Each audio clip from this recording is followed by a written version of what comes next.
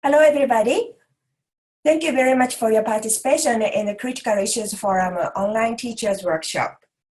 Today, I'm very happy to have Ms. Gaukhar Mukhatzhanova, Director of the International Organizations and Non-Proliferation Program, IONP, at the James Martin Center for Non-Proliferation Studies. Today's lecture is Recent International Initiatives in Nuclear Disarmament. She is now located in our Vienna office in Austria. She's a widely published scholar on nuclear issues, including the co-authored Ad-Leaf book, Nuclear Politics and the Non-Aligned Movement, and NPT Action Plans Monitoring Report. She has extensive experiences as a delegate and a non-governmental representative to international fora, including meetings of the NPT Review Conference and the International Atomic Energy Agency. She has also served as lead instructor for many CNS intensive short courses for practitioners. Gaukhar received her MA in International Policy Studies with distinction from the Montreal Institute of International Studies, and BA in Journalism Mass Communication, cum laude, from the American University in Bulgaria. She's originally from Almaty, Kazakhstan. So I am delighted to have Gaukhar for this year's CIF Teachers Workshop. Thank you, Gaukhar. So now microphone is yours. Thank you, Masako. Thanks for having me, and welcome to the Teachers Workshop. Okay, right. Yes, I think this should be, the slides should be visible now. Yes, it's visible. Looks okay, good. Great. So I will talk about the recent initiatives concerning nuclear disarmament. And before I go into the developments of the past about 5 years, I want to set a little bit of a stage for what all those initiatives address and where they come from. And to do that, we'll start at the beginning. At the very beginning of the nuclear age, the very early concern was same as it is today, more or less, and that is to get rid of nuclear weapons, to eliminate nuclear weapons after the world witnessed their destructive capacity, after the world entered the Cold War and massive testing and built up of nuclear arsenals in the United States and the Soviet Union and the other powers. The concern perennially was to eliminate nuclear weapons and as a matter of priority to stop nuclear arms race and to prevent their further proliferation.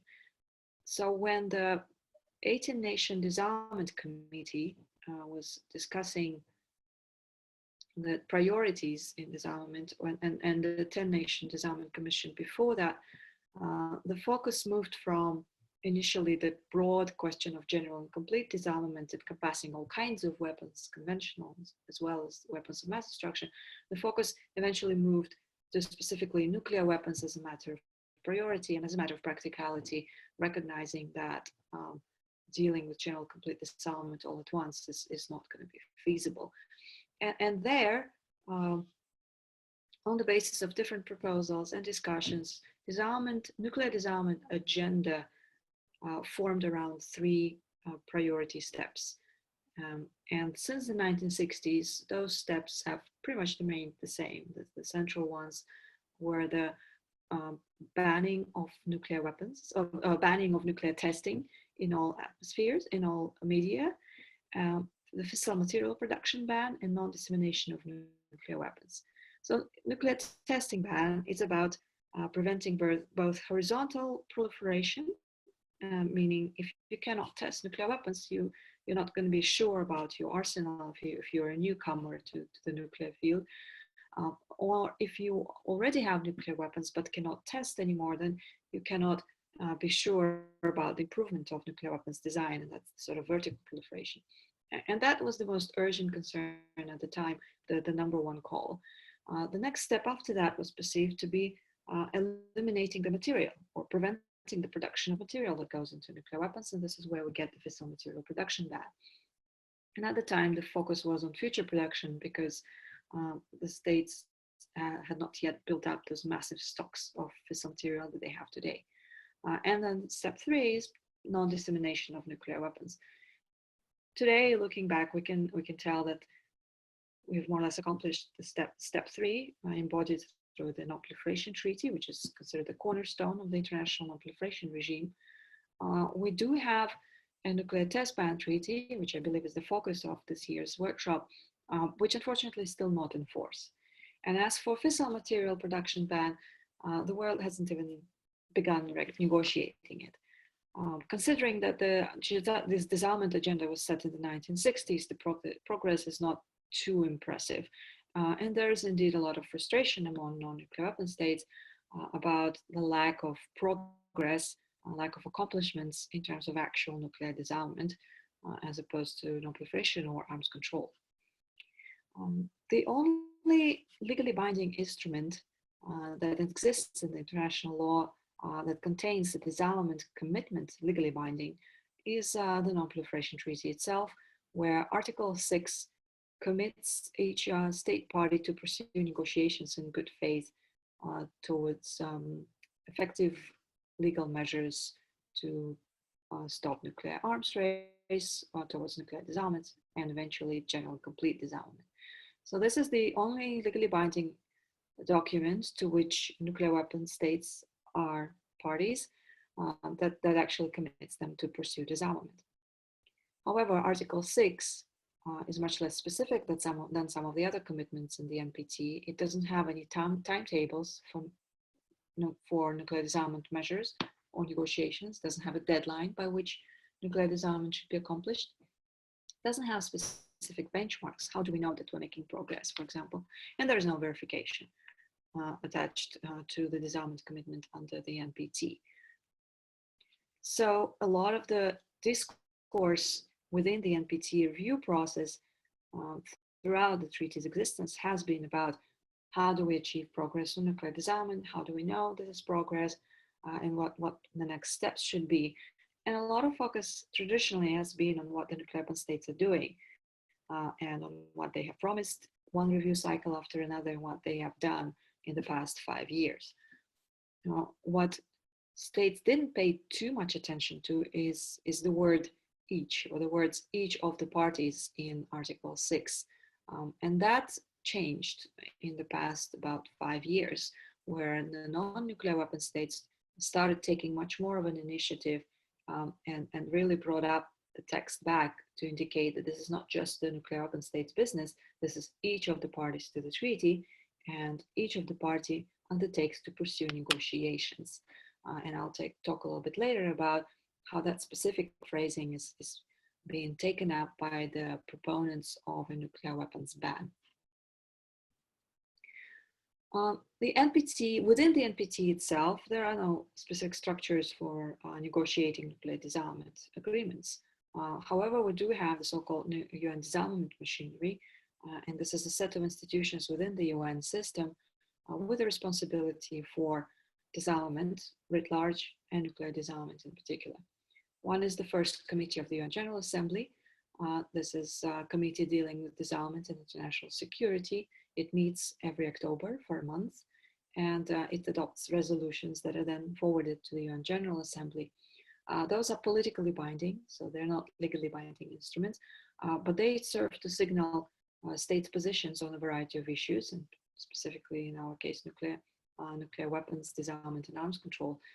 And they can also sometimes, those resolutions, establish negotiating mandates under the UN General Assembly. They have done that with, for example, Arms Trade Treaty, and once again, this time historically established a mandate for negotiating illegal prohibition of nuclear weapons. The UN Disarmament Commission is a deliberative body. It's supposed to discuss disarmament issues and provide specific recommendations to the UN General Assembly, as well as Conference on Disarmament. However, the body has been mostly paralyzed and has not been able to achieve consensus since 1999. So 1999 is the last time we had a consensus report coming from the Disarmament Commission with a set of recommendations. And the fact that the Disarmament Commission has been paralyzed is fueling and has been fueling frustration among states about lack of substantive progress on nuclear disarmament, lack of action on the part of the nuclear weapon states, and also about the stalemate in the institutions themselves, and the fact that they seem to be ill-fitted to today's world and purposes. And that has contributed to the search for other avenues, other approaches that have resulted in some of those recent initiatives on nuclear disarmament. Now, the body that is tasked with negotiating disarmament agreements is Conference on Disarmament. It's followed the 18-nation disarmament committee that negotiated the NPT and the Conference of the Committee on Disarmament. It currently has 65 member states, and it has its own rules of procedure, sets its own agenda. It's a fixed 10-issue agenda, and it operates by consensus. So unlike General Assembly that can vote to adopt resolutions, Conference on Disarmament has to have all of its decisions made by consensus, which again has resulted in a continuous deadlock where one or two countries object to the conference starting negotiations on one issue or another. So it's known as the single multilateral negotiating body on disarmament, but with the 65 state membership, it's not particularly representative, and that's been the complaint of a number of countries that would have liked to join the Conference on Disarmament, but there's been no decision on enlarging membership since 1996. The issues that the conference takes up are discussed, or negotiations are done through the ad hoc committees. So to actually begin negotiations, the Conference on Disarmament has to establish a subsidiary body and give it a negotiating mandate. That is done through the adoption of a program of work, which has to be done every year. So even if you agreed, say, last year to begin negotiations on fissile material treaty and established an ad hoc committee, this year you come back and you have to adopt the program of work again to allow that negotiation to proceed. So again, that's not a very fluid procedural arrangement, and it is very prone to being blocked by states. Conference on Disarmament, of course, has had its successes. The last unequivocal success was the Chemical Weapons Convention, which was completed in 1993. And that was the last time that the Conference on Disarmament agreed on the treaty by consensus. The next treaty that they negotiated was the Comprehensive Nuclear Test Ban Treaty, which was part of the promise given during the decision to extend the non-proliferation treaty indefinitely. The commitment was to complete CTBT negotiations by 1996, which was done with one caveat. When the text was basically of the treaty was done, India refused to support the consensus because India believed that the treaty wasn't enough of a disarmament step. So the Conference on Disarmament was basically paralyzed at that stage because they couldn't forward the treaty as recommended by the Conference on Disarmament, or couldn't open it for signature. So Australia took the text of that treaty, of the draft treaty, and attached it as an annex to a resolution at the UN General Assembly, and that's how the treaty was then opened for signature. So they didn't actually follow the CD procedure to a T, and since then, the conference has not been able to begin negotiations on any of the issues on its agenda. And right now, the disagreement is an interplay of 4 issues. The one in the forefront is the fissile material cutoff. Remember, since the 1960s, we've been saying comprehensive testing ban, and then fissile material ban. And the step-by-step approach stipulates that fissile material, the treaty is the next logical step. So officially, it's supported by the 5 nuclear weapon states and most of the non-nuclear weapon states. Most famously, Pakistan opposes the beginning of negotiations, arguing that the treaty has to address existing stocks and insisting that that should be included in the very mandate for negotiations. All the other states are prepared to begin negotiations with the current mandate that does not specifically say that it should address stocks. even though a lot of the non-nuclear weapon states also believe that rather than just prohibiting future production, the treaty should mandate the dismantlement of existing fissile material stocks for weapons in the nuclear weapon states. There are some doubts about whether or not China actually supports the beginning of negotiations, but because Pakistan is at the forefront of the opposition, China doesn't have to say anything. So officially they're on board. And Israel has been silent, even though it's also known to have misgivings about the scope of the treaty. The other three issues that contribute to this deadlock, because there are linkages and some states support one negotiation agenda and others the other, the three issues are prevention of an arms race in outer space, and that's been a big concern of Russia and China. And it's largely a response to the US missile defense development. The two countries are concerned that further development of missile defense by the United States would cancel out or jeopardize Russian and Chinese nuclear deterrent.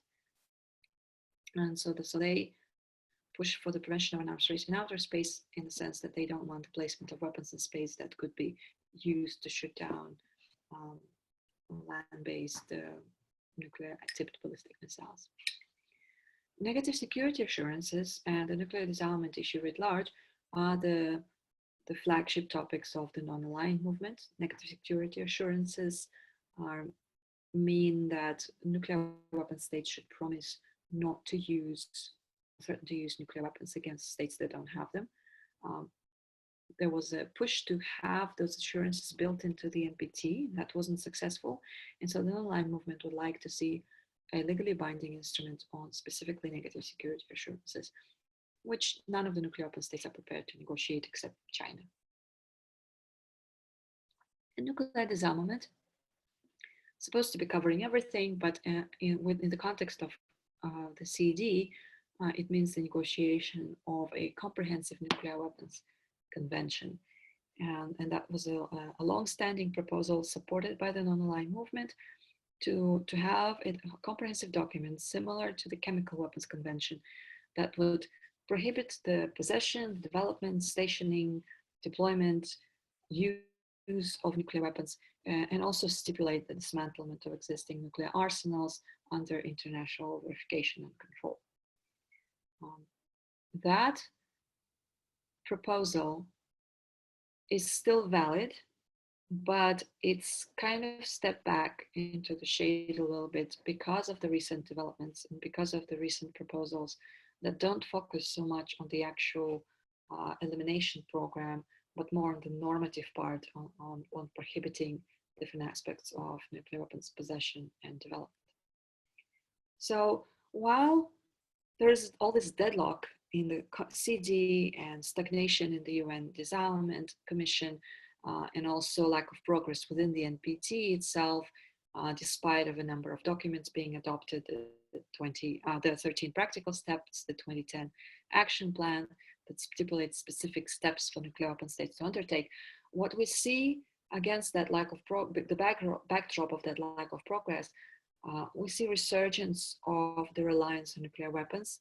We've seen very active nuclear modernization programs in Russia, very big plans in the United States, modernization taking place in France, the plans now completely go-ahead decision to replace nuclear submarines in the United Kingdom. In addition to that, there are statements from leaders of all these nations essentially highlighting the importance of nuclear weapons for their national security, such as a statement from the UK Prime Minister that the UK needs nuclear deterrent as much today as it did when the previous British government embarked on it over 6 decades ago. So basically, despite the fact that the Cold War is over and we don't face the same kind of threats, we still need nuclear weapons, probably even more than before. Not a very encouraging message. The Russian president said that Russia would under no conditions give up strategic deterrent capability and will in fact strengthen it. And that's the kind of message that goes directly against statements in the NPT and the promises given within the NPT review process to proceed towards nuclear disarmament. And the white paper in France states that nuclear deterrence is in fact the ultimate guarantee of the French sovereignty. And that's not something you say about weapons you are willing to give up in any foreseeable future. So this has further fueled the frustration among the non-nuclear weapon states about lack of progress and the stagnation in the existing institutions. In addition, what's been happening in the world, in the diplomatic world, in the disarmament world, is the increasing convergence between disarmament and security issues and the humanitarian issues. And indeed, humanitarian disarmament and approaches to it and understanding of it had evolved a great deal in the past 2-3 decades. And we've seen the impact of humanitarian concerns in the negotiation of other disarmament instruments, such as the landmine ban convention, and more recently, the ban on cluster munitions. Humanitarian concerns were behind the chemical weapons convention negotiation. So we see there's an increased focus on human security, on placing the people at the center of these approaches rather than speaking only about the security of a state and the interest of a state. And sooner or later, the nuclear field should have met up with this, with the humanitarian aspect. And indeed it did in 2010 at the NPT review conference, where for the first time we had language concerning concerning humanitarian impact of nuclear weapons built into the final document of the review conference. But I'll return to that. What we saw in terms of the spillover of both the frustration and also the evolution of thinking on disarmament and humanitarian issues is increased activity on the part of the non-nuclear weapon states, who moved away from the traditional thinking that disarmament arms control is all up to the nuclear weapon states, and all that we can do is just continuously call on them to implement this step or that and remind them of the promises they gave. What we've seen since 2012 is increasingly the ownership of these issues resides with non-nuclear weapon states, who are willing to take steps other than just imploring the nuclear weapon states to fulfill their promises. So in fall 2012, we had a very active session of the first committee at the UN. Usually it's terribly boring. It's all the same resolutions year after year with the same language, and some states almost automatically vote the same way they did last year for the same kinds of resolutions. There's some updates in the language to account for the passage of time, but very rarely did we see something completely new emerge. And that changed in 2012, where we had a number of new resolutions and a number of new initiatives. One was a group of governmental experts proposed by Canada to examine aspects of the future fissile material cutoff treaty. So recognizing that the Conference on Disarmament is not able to do any substantive work without having agreed on the program of work, Canada suggested that there should be assembled a group of experts nominated by governments to discuss substantive and technical aspects of the fissile material treaty. And indeed, this group of experts convened during the 2 years, 2014, 2015, and presented a substantive report on their work. They fleshed out some of the areas of broad agreement about the treaty, its verification system, what different states see as pertinent issues there, but of course they couldn't agree on everything, and now the question is how they're going to take that forward. And Canada proposed a new resolution this year to establish something like a preparatory committee, but they don't call it that, for the negotiations of the fissile material treaty. The big question is whether there would be appetite to take the negotiations of the fissile material treaty outside of the Conference on Disarmament altogether. So far, all the nuclear weapon states have insisted that the negotiations will have to take place within the Conference on Disarmament, or at least within a forum where all relevant actors participate and where it's the rule of consensus. So that's essentially the same as the CD. The initiative that came from the non-aligned movement was the convening of a high-level meeting on nuclear disarmament. and they set the date at September 2013. The idea there was to draw political attention to the issue of nuclear disarmament, to have high-level officials like heads of states or for prime ministers attend the high-level meeting and talk about nuclear disarmament. I don't think there was any expectation about adopting a truly substantive declaration, but the hope was to push it a little bit up the agenda of political leaders. The nuclear weapon states did not like this idea one bit. They criticized it, and most of them sent fairly low-level officials compared to some of the non-nuclear weapon states. And they openly questioned the whole reasoning for having this high-level meeting, and accused non-nuclear weapon states and NAM of possibly trying to begin the negotiations on the Nuclear Weapons Convention. And those suspicions were further fueled by a follow-up resolution to this meeting, which called for a follow-up conference on nuclear disarmament to be convened by 2018. And that date, that conference, comes into play again in the current developments concerning the nuclear weapons ban negotiations. The most interesting development was the establishment of an open-ended working group to take forward multilateral nuclear disarmament negotiations. It's a mouthful, so I'll just call it open-ended working group. The resolution was tabled by Norway, Austria, and Mexico, and it was their second attempt to propose an open-ended working group. Previously, they floated the idea of having 4 working groups to match the 4 issues on the plate of the Conference on Disarmament. That didn't fly with either the nuclear or most of the non-nuclear weapon states because they didn't want to see a new body taking the mandate away from the Conference on Disarmament.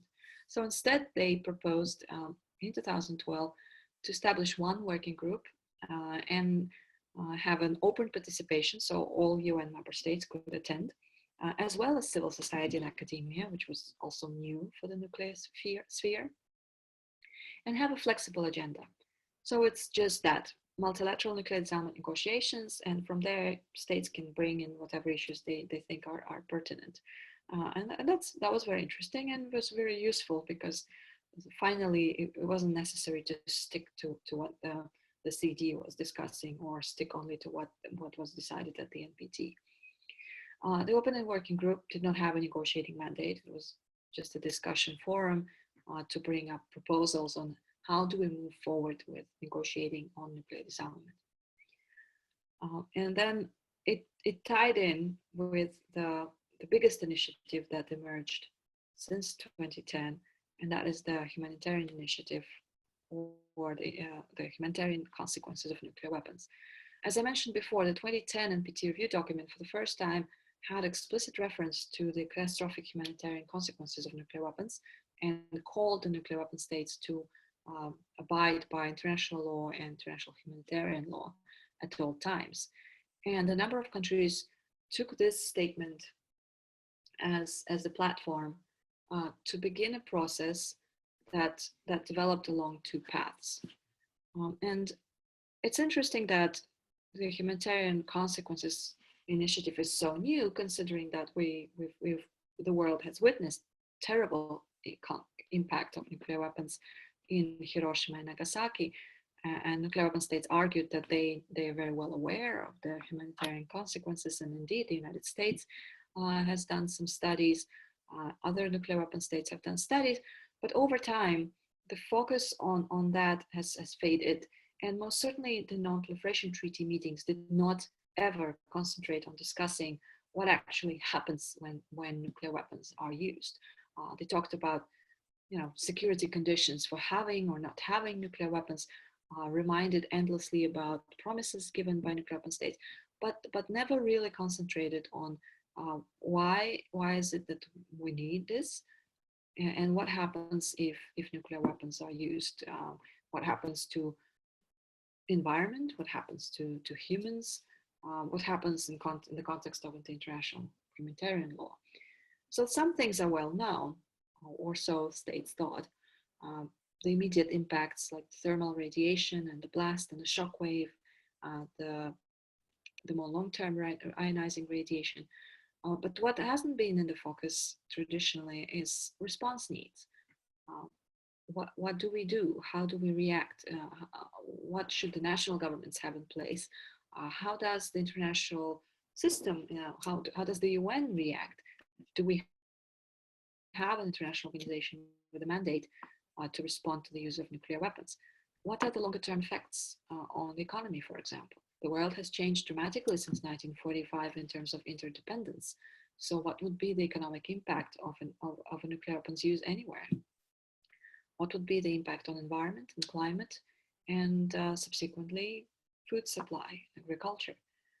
And long-term public health consequences have also not been so much in focus, or in the NPT context or otherwise. And so to address these issues, to mitigate those issues, the humanitarian initiative proceeded along two tracks. One was a series of statements on the humanitarian impact of nuclear weapons, and there it really snowballed in terms of how many states joined those statements. And the other track was fact-based conferences that addressed precisely the questions that I outlined earlier: response needs, the role of the humanitarian law, international law in general, the impact on climate, etc. So you see here that the interest grew very rapidly, and the number of states subscribing to the concern about the humanitarian impact of nuclear weapons grew significantly from only 16 nations. That was the original core statement at the 2012 NPT PrepCom, to 80 nations in 2013, the next PrepCom. And finally, it grew to 159 nations at the 2015 NPT Review Conference. And it became a movement so hard to ignore that even those who couldn't join the statement because of their reliance on extended nuclear deterrence, and those are the US allies, they still couldn't stay away completely. And so they came up with their own statement, acknowledging and also expressing concern about the humanitarian impact of nuclear weapons, but also highlighting the security aspect and saying that you have to take into account the security needs of different countries that cannot yet subscribe to the idea that nuclear weapons should be abolished or prohibited. And the central part of disagreement between the big humanitarian statement and those who couldn't join it was the phrasing that it is in the interest of humanity that nuclear weapons are never used again under any circumstances. And so the countries that have nuclear weapons, of course, must maintain readiness to use them. Otherwise, why have those weapons, right? And the countries that are US allies and traditionally are under the so-called nuclear umbrella, they also cannot exclude the possibility of use of nuclear weapons from their security concept, because that's sort of part of the guarantees, alliance guarantees they rely on. And it became very uncomfortable for some of them. And that's been the refreshing and the interesting impact of the initiative, is that it really brought into the open some of the hashed over disparities among the non-nuclear weapon states on the subject of nuclear disarmament and the legitimacy of nuclear weapons. Because other than just talking about specific steps towards the reduction of nuclear weapons, this initiative cuts to the core of whether nuclear weapons are a legitimate instrument of security. Because if their impact is so horrendous, we shouldn't be using them ever. There is no justification ever for using these weapons, and therefore they shouldn't exist. They should be legally prohibited and eliminated. Whereas a number of states known as disarmament advocates, Germany, Netherlands, Japan, while promoting nuclear disarmament, also rely on nuclear weapons, on the US nuclear umbrella. And so for them, it became very, very difficult to join these statements and maintain also their status of disarmament advocates. Suddenly the question was, well, are you for nuclear weapons or not? It's pretty stark black and white here. Um, it's not a place for much nuance, and that really changed the debate within the Non-Proliferation Treaty, and the disagreement grew and grew, and in 2015 at the NPT review conference, it became clear that the gap that opened between nuclear weapon states and their nuclear deterrence allies and other non-nuclear weapon states became so wide that it maybe it's impossible to bridge. And that's what we're facing right now, is whether that can be repaired in the next NPT review cycle. As for the fact-based conferences, these are the events that fed into the joint statements, right? They provided the factual information, the data for the further drawing of conclusions. The three conferences took place in 2013, 2014 in Oslo in Norway, in Nayarit, Mexico, and in Vienna, Austria. And at each of the conferences, there was also a civil society forum on the margins, and indeed civil society advocacy groups have played a very, very important and large part in this humanitarian initiative and promotion of a nuclear weapons ban. So the first conference in Norway took up the question of, first and foremost, the immediate impact and the response needs. And there they really emphasized getting not just the regular disarmament diplomatic community, but having representatives of international humanitarian organizations speak about what they can and cannot do to respond to the use of nuclear weapons. And the summary that came out of there emphasized that indeed no state, no nation or international body is actually prepared to address the immediate humanitarian emergency if a nuclear weapon is used by accident or by design. And that the effects of nuclear weapons are not contained by borders. So it could be two countries involved in a nuclear conflict, but neighbors will be affected, and indeed no one is prepared to adequately respond to that. On the political side, what happened with this conference is that the nuclear weapon states collectively boycotted it and questioned the motivations of the non-nuclear weapon states in Norway in convening this, called this a distraction and an attempt to undermine the Non-Proliferation Treaty, and I think made a grave mistake in doing so. They alienated immediately the non-nuclear weapon states that attended the conference, offended Norway, and really poured fuel into this kind of fire that only started simmering, and then it really took off as this kind of initiative that progressed and proceeded despite the opposition of nuclear weapon states. And that's again something new. You had a serious conversation about nuclear weapons and their effects taking place without any participation of the nuclear weapon states. India and Pakistan nuclear possessors attended the conference, but weren't very active in either there or in Nayarit. Some of the studies that were presented throughout these conferences and studies that indeed have fueled this renewed concern about the nuclear weapons effects included the study on the climatic impact. What would happen if there is a limited, so-called limited nuclear war involving detonation of 100 very small yield weapons. So about 13 kilotons, it's equivalent to what was used in Hiroshima.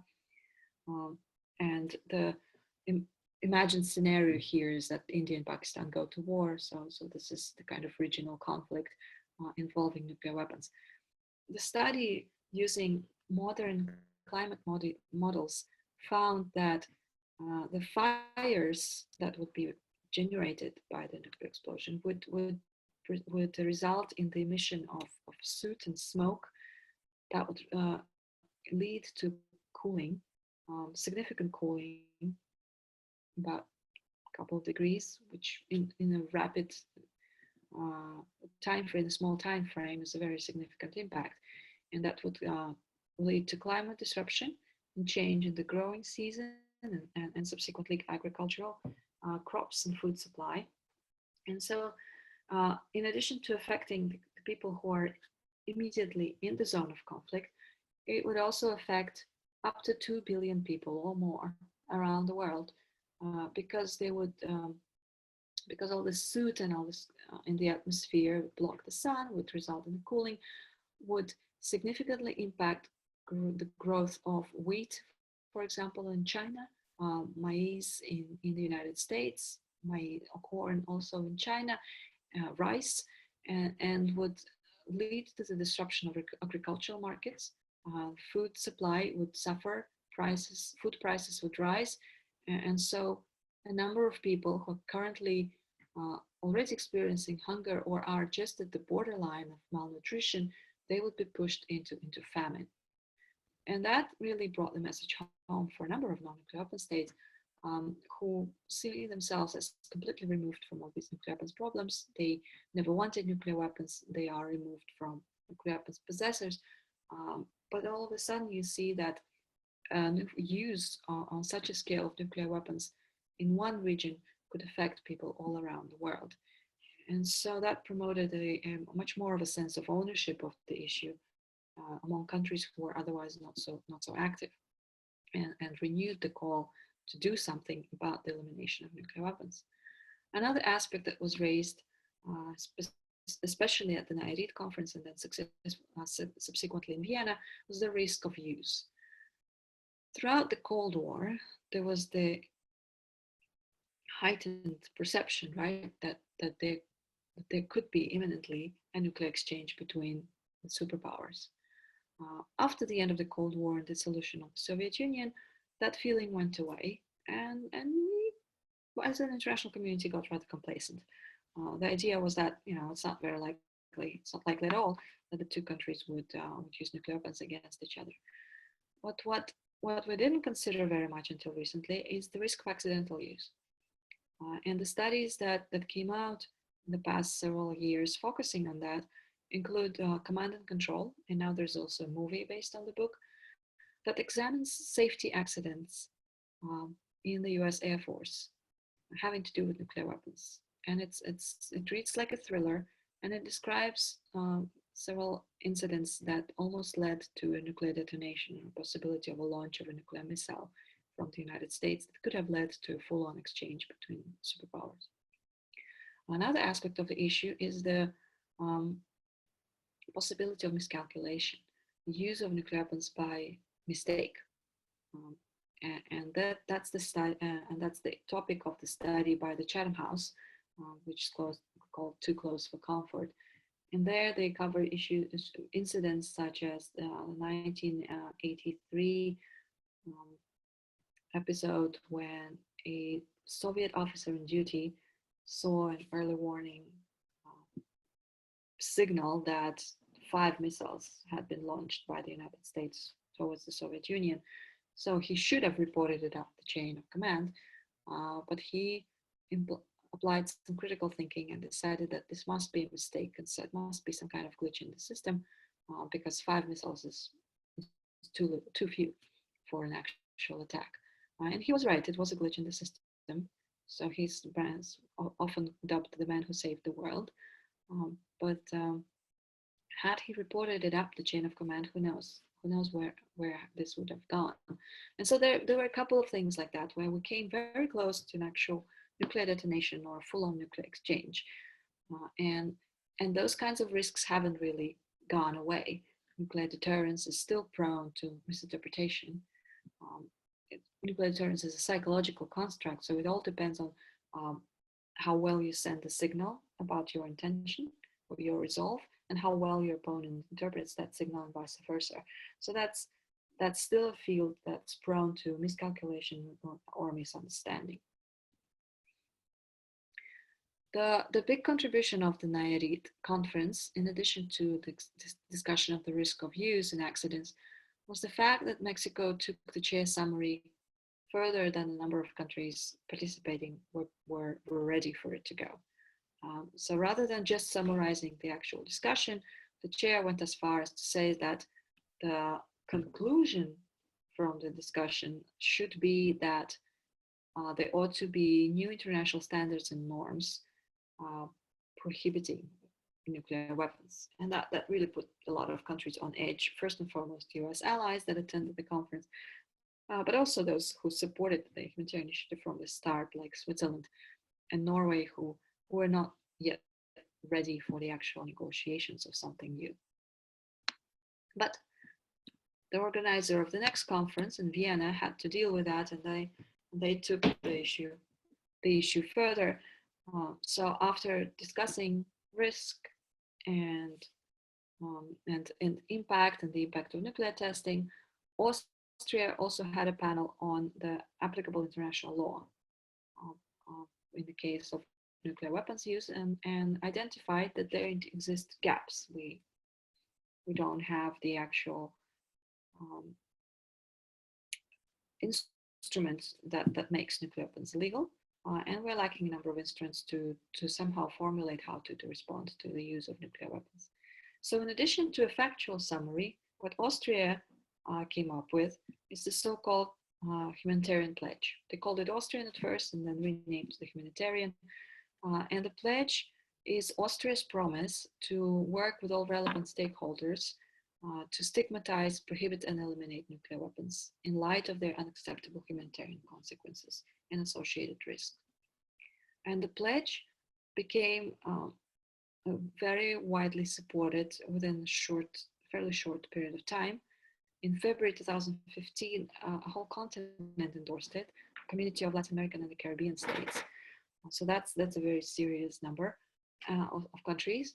And by May 2015, when the NPT Rio conference was taking place, the number of countries grew to 117. So we have the majority of NPT states parties endorsing the call to stigmatize, prohibit, and eliminate nuclear weapons. We haven't had that before. This is a principally new development, and it's remarkable that it's led by non-nuclear weapons states against fairly stringent expressed opposition of nuclear weapon states. So what do we do? How do we proceed with banning nuclear weapons, with stigmatizing and prohibiting them? And this is where the proposal that came, that was very actively promoted by civil society, this is where it steps in. And this is the biggest development, again, that we've had in recent years. It's a shift from the old proposal on the Nuclear Weapons Convention, from the all-encompassing instrument that would stipulate a program for elimination of nuclear weapons, to simply focusing on the legal and normative aspect. So we realize that we cannot get the nuclear weapon states to negotiate if they don't want to. We cannot force them to disarm. We cannot physically dismantle their weapons against their will. But what we can do is establish a norm. What we can do is influence the international law, establish customary international law, where nuclear weapons, again, are not legitimate. Nuclear weapons are not seen as the legitimate instrument of security. And so here's the proposal to negotiate a treaty banning development, possession, stationing, use of nuclear weapons, without stipulating anything about how they should be eliminated and how soon and how to verify that, because these are complex issues that will have to be resolved with the participation of the actual weapons possessors. So the negotiations will be open to all, and you don't have to have nuclear weapon states on board to negotiate this. And of course, nuclear weapon states so far have vehemently opposed the idea. Sometimes, on one hand, they call it a pointless exercise because it won't involve weapons possessors. On the other hand, they're concerned that this is going to damage the NPT, that this is somehow going to undermine the existing treaty. They haven't explained very well how this would undermine the existing treaty, considering that in the NPT itself, there is a commitment to pursue negotiations of effective legal measures towards nuclear disarmament.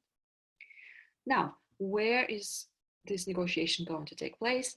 This is where the open-ended working group comes in. The first rendition of the open-ended working group, as I mentioned before, didn't have a negotiating mandate. So it didn't begin with, okay, let's negotiate a nuclear weapons ban. Indeed, nuclear weapons ban idea hadn't even picked up all that much at the time that the group was first established. What it was, though, was a substantive, interactive debate. It was the first kind of discussion that was indeed this substantive and interactive in years on issues concerning nuclear weapons, nuclear disarmament. Um, Different approaches were discussed uh, and, and elements of nuclear disarmament. Uh, One group of states talked about step-by-step approaches as the way to go, and then they modified that to call a building blocks approach. So you still need certain blocks, certain elements for nuclear disarmament, but you don't necessarily have to pursue them in strict sequence. Another approach that emerged from there and championed by the New Agenda Coalition was this focus of effective legal measures. And this is the one that fed very strongly into the discussion at the NPT Review Conference in 2015 and subsequently to this idea to negotiate a nuclear weapons ban, because the NAC focus was on, okay, so Article 6 of the NPT calls for the negotiations in good faith of effective legal measures towards nuclear disarmament. What kind of effective legal measures are those? What can we pursue as an international community, as states parties to the NPT? Not just nuclear weapon states, but all states. And this is where they laid out possible options, be it a comprehensive convention or just a ban, just a normative prohibition, or a combination of different instruments, or some kind of a framework convention with protocols, with subsidiary instruments. So they wanted to take this discussion further in the NPT Review Conference, and some of that discussion did take place there. Another interesting aspect of the working group was the free participation of civil society that spoke there, that contributed working papers and contributed to the final report. This was very refreshing. It was very different kind of setup from the NPT and the first committee. Nuclear weapon states once again boycotted this initiative, and that's another mistake they made. Rather than taking this opportunity to come in and engage on some of the issues that they claim non-nuclear weapon states don't understand, such as postures and alert levels, they simply said that this is another distraction, this is another kind of plot against the NPT, and didn't attend the working group, much to their own loss. So come 2015 review conference, the two trends, the two issues, the humanitarian initiative and then the discussion of the open-ended working group came together and influenced much of the disarmament debate at the review conference. So NAC brought their ideas about possible legally binding instruments to implement Article 6, and then the humanitarian initiative insisted that the humanitarian concern should underpin all the disarmament efforts. And again, the majority of states parties agreed with that sentiment. But the divisions were extremely sharp between most of the non-nuclear weapon states and the nuclear weapon states and their allies, specifically on the issues of nuclear weapons legitimacy and whether or not we need a new legally binding instrument to fill this legal gap in Article 6, i.e. should we negotiate some kind of prohibition. And so the compromise proposal was, let's have another open-ended working group. And this time, some of the nuclear weapon states at least seem to think that could be a good compromise, a way out of the tremendous deadlock at the review conference. There again, there was a disagreement on the mandate, whether or not the next open-ended working group should be able to negotiate something, and what kind of rules of procedure it would follow. Nuclear weapon states wanted to make sure that they would have basically a veto power, that if the working group operates by consensus, then the agreement of all participants should be required for the final report. Those states that sponsored the first open-ended working group thought that would be a step backwards, so they wanted to take matters further and build on the humanitarian initiative and the review conference. And so Mexico and other countries tabled a new resolution at the 2015 UN First Committee to continue working on the open-ended working group but this time have a negotiating mandate, and then they compromised on that, and also under the UN General Assembly Rules of Procedure, so no consensus requirement. That resolution passed, and the open-ended working group convened 3 times in 2016. Its mandate was to substantively address concrete effective measures, legal provisions, and norms that would be needed to attain and maintain a nuclear weapon-free world, which translated into the discussion of legally binding instruments to prohibit nuclear weapons. So there was a call from the majority of countries to begin negotiations on a nuclear weapons ban. It was endorsed, supported by the CELAC, the Community of Latin American and Caribbean States. A number of countries that are parties to nuclear weapon-free zones got together and shared experiences from the nuclear weapon-free zones, also calling for negotiations on nuclear weapons ban beginning in 2017. So this is the first time we have an actual specific date attached to it.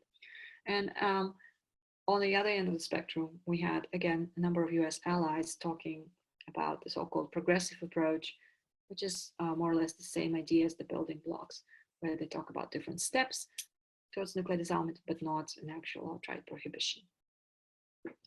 So the majority of countries were in favor of a recommendation that the nuclear weapons ban negotiations should begin soon.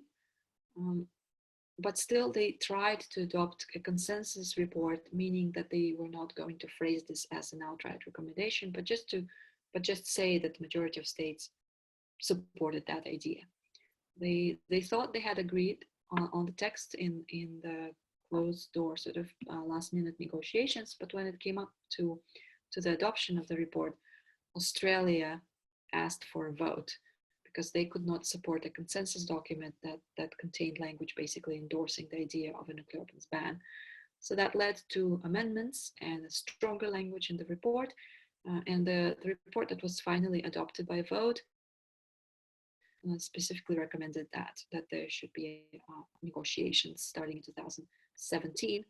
On the basis of that, a number of countries, led by Brazil, Mexico, and Austria, tabled a resolution at the most recent first committee, 2016, calling for this conference to convene in 2017 and begin negotiations on legally binding instrument to prohibit nuclear weapons. The resolution, a historic resolution indeed, was adopted by 123 votes in favor, against 38 votes against, and 16 abstentions. And so we'll have 3 sessions in 2017, beginning in March, to actually start negotiating a treaty that would prohibit nuclear weapons. The big question remains who will participate. Nuclear weapon states, except China, all voted against. It is safe to assume that they're going to stay away and not attend the negotiations. Somewhat surprisingly, Norway came out strongly saying that they would also not attend the negotiations. They had a change in government in the meantime, so from an actual leader of the humanitarian initiative, they went all the way to the side that opposed both the resolution and is opposing the negotiations themselves. Switzerland abstained, but probably still participate in the negotiations.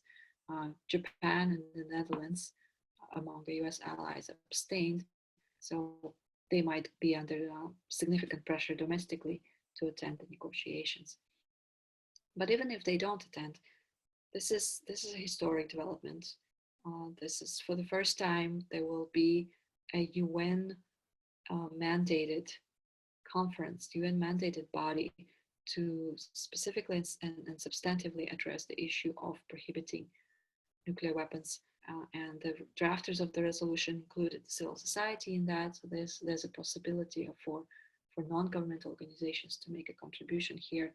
So we're very much looking forward to 2017 to see how the negotiations go and where different countries will find themselves in terms of supporting different provisions.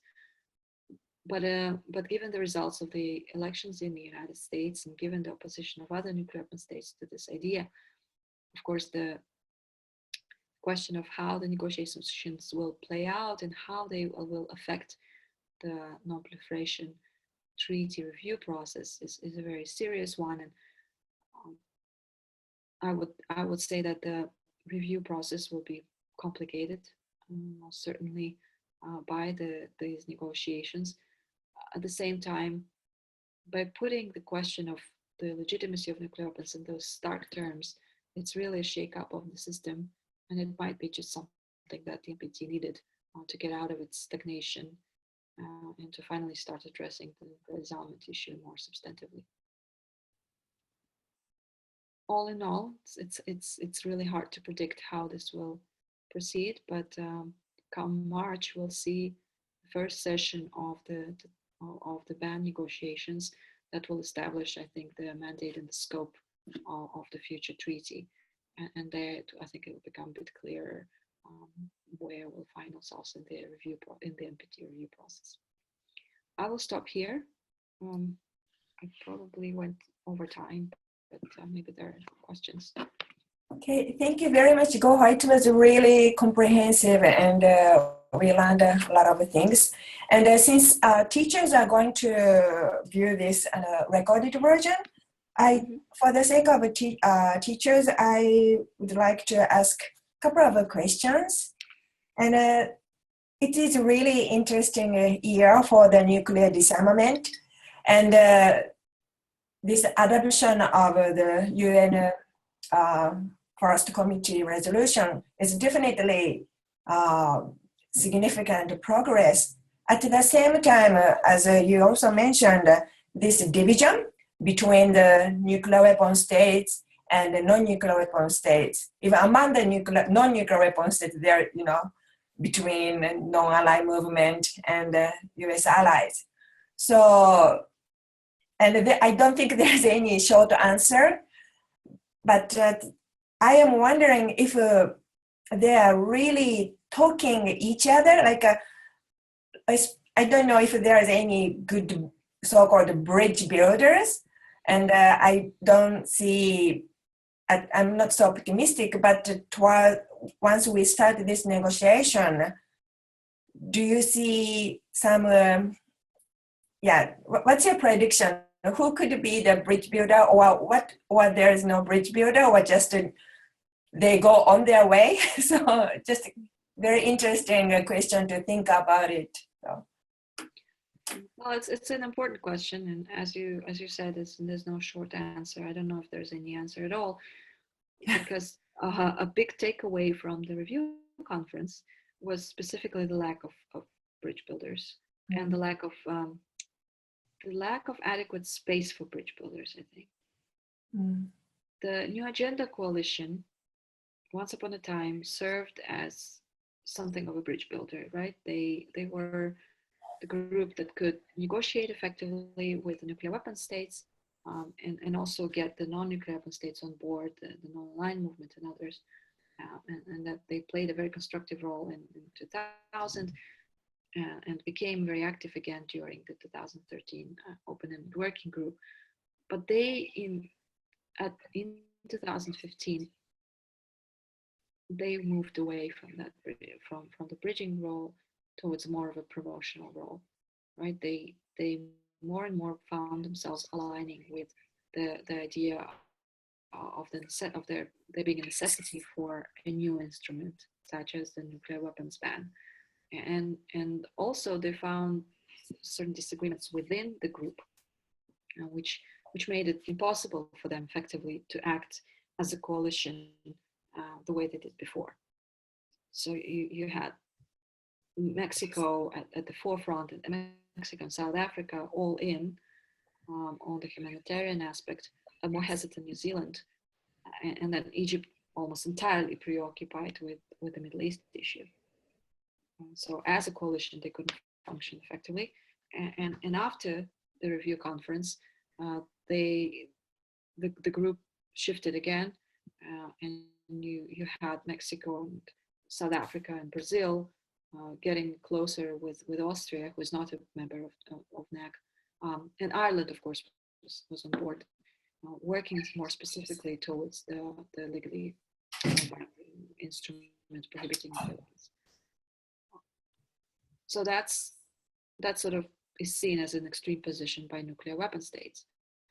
You have the Non-Proliferation and Disarmament Initiative, NPDI, that has tried to fill in this space and be a bridge builder, but they have traditionally had a problem of legitimacy when it came to disarmament issues, and the rising disagreement over the humanitarian initiative only highlighted that problem, because the core of the NPDI is US allies, a number of whom are under the nuclear umbrella, and some of them actually host nuclear weapons on their territory, such as Germany and the Netherlands.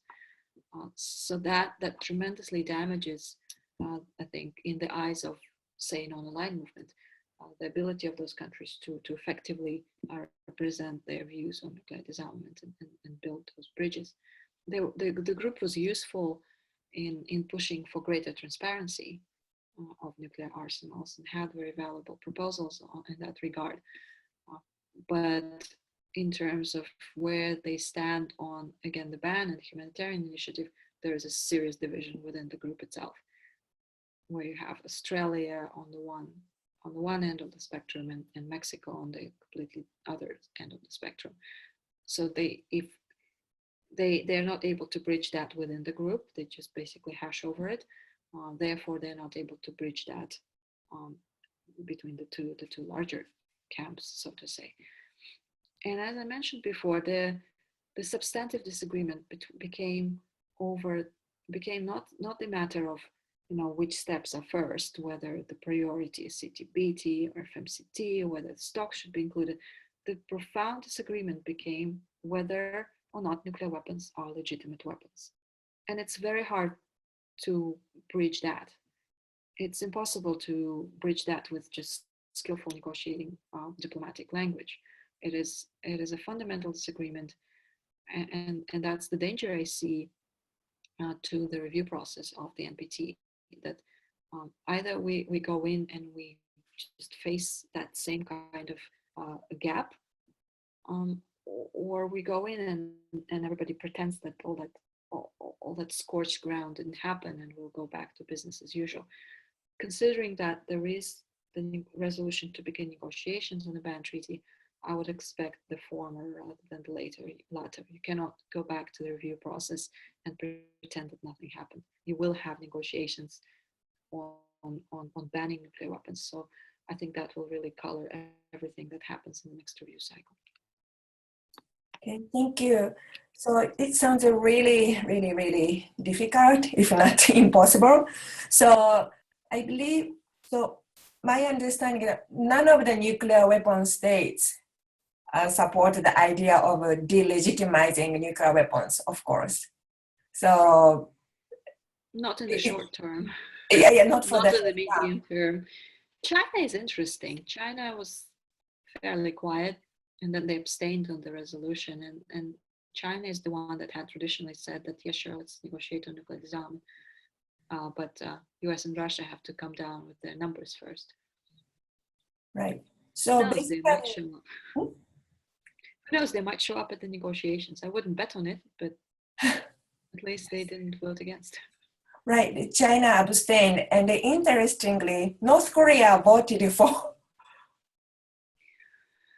Yeah. Would you comment on why North Korea voted for that resolution to ban nuclear weapons? The country that is the only country that is actively testing nuclear weapons, which is also important for this year's topic because we also want to focus on nuclear test ban treaty. So why country who is really conducting nuclear weapons testing how could they vote for the banning nuclear weapons? It's a mystery. You might want to ask the North Korea specialists. Okay, yeah. As to what kind of thinking went behind their vote. I see it as posturing more than anything. Hey, we're the good guys compared to the nuclear weapon states, the US in particular. we're better than Japan, apparently. We're better than South Korea when it comes to nuclear weapons. So I think it's a lot of posturing, and it's Mhm. I guess it's at a fairly low cost. They don't have to deal with the NPT review process because Right. they withdrew, so they won't they won't be facing questions in that kind of forum. Now, what I worry about is whether they're going to play any kind of you know constructive role when the negotiations themselves begin. And that's the danger with the other countries that actually voted against but might show up at the negotiations. Uh, will some states deliberately be spoilers in the negotiations of the ban? So North Korea might be it. Mhm. Yeah, thank you. So finally, so you have participated in several open-ended working groups meeting and UN first committee meeting. And based on your experience, that there are this new momentum, the humanitarian initiative momentum, and also this, nuclear test ban treaty, the negotiation issues. Did you see any increasing momentum in the CTBT entry into force, or are there any active discussion among the delegates? I know the CTBT's head is always very, very active, but did you have some sense that some increasing momentum or active parties in this issue, because it's a 20th years anniversary of since the opening of for the signature, but definitely this is really stuck. So do you see any change in terms of CTBT related talk? CTBT hasn't been at the center of the discussions concerning the humanitarian initiative or the open-end working group. The issue of the consequences of nuclear testing certainly did come up in the humanitarian conferences, and I mean it was very prominent actually in the last one, in the Vienna conference. Understandably, this is where the CTBTO sits, but also it's another aspect of the consequences of nuclear weapons. So it's not it's the action, not use in conflict, but the consequences of testing are quite severe. The conversation there was focused on the victims, on the long-term impact, but not so much on the actual treaty and prospects of entry into force. And that's in line with how these conferences had been organized. The focus had not been on the diplomatic instruments and procedures and such. I think CTBTO probably felt a little bit left out of this whole momentum. And there is a bit of a fatigue, I think, among diplomats and civil society about the status of CTBT and the widespread perception that it's really dependent on the United States. If the United States moves with ratification, then there would be more momentum. There would be reason to go pressure other countries talk about it. But without the US doing anything, without the US Congress, US Senate moving on it, it's seen as kind of not waste, but really not the best use of energy. That's true, especially after the election. Yes. I just don't know how this is going, but still the banning nuclear weapons testing. There might be some alternative option. Like, I don't know, that's something, we are going to have a lecture by Jean Dupré this year. So maybe he may want to talk about more. I'm sure he'll talk about it. Well, on the surface, basically, will the nuclear weapons ban include a ban on testing? Mm-hmm. That's right. It would be a duplication of CTBT's legal provisions, but would it hurt? Probably not. Unfortunately, the ban, well, it's not unfortunate, but it's by design, the ban negotiations will most likely will not involve any discussion of verification. So you would have probably a treaty that would have a normative prohibition on all kinds of things having to do with nuclear weapons, including probably testing. But it won't have this fantastic verification infrastructure that's already established under the CTBT. Maybe the ban treaty will specifically endorse the CTBT.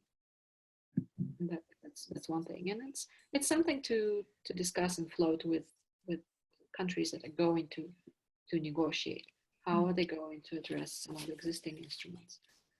And how are they going to incorporate those instruments, or at least make sure that they don't go against or don't do anything less than existing instruments in that regard? Great. Yeah. Thank you so much, Gaukhar. It was really informative, and I always learn a lot from you. So thank you so much. And My pleasure. yeah, thank you. And thank you very much for watching this video. Thank you. Bye-bye. Thank you for having me, and good luck with your workshop. Thank you. Thank you, Gaukhar. Bye.